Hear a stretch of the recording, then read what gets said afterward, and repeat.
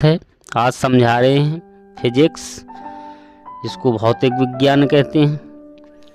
Class 10th most important chapter number 1। देखो प्रकाश क्या है।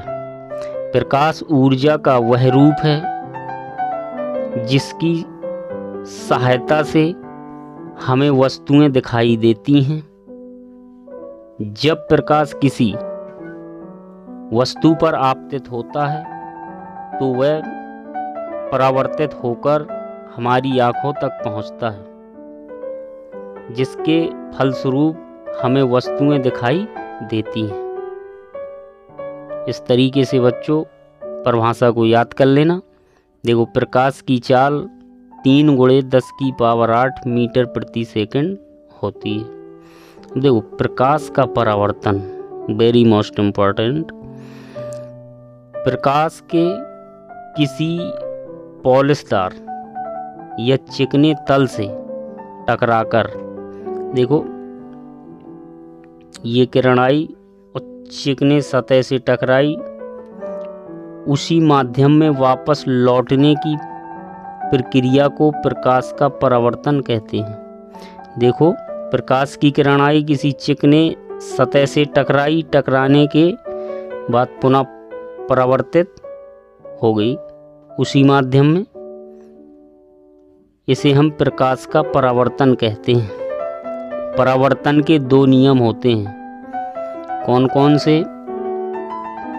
देखो, नंबर 1 आपतित किरण। ये है आपतित किरण। आपतन बिंदु पर अभिलंब तथा परावर्तित किरण तीनों एक ही तल में होते हैं। देखो, आपतित किरण तथा परावर्तित किरण और अभिलंब, ये तीनों एक ही तल पर होते हैं। देखो, आपतित किरण सीधे यहाँ पर बिंदु बनाया, परावर्तित किरण ने भी यहीं सेंटर में बनाया और अभिलंब ने यहीं बनाया।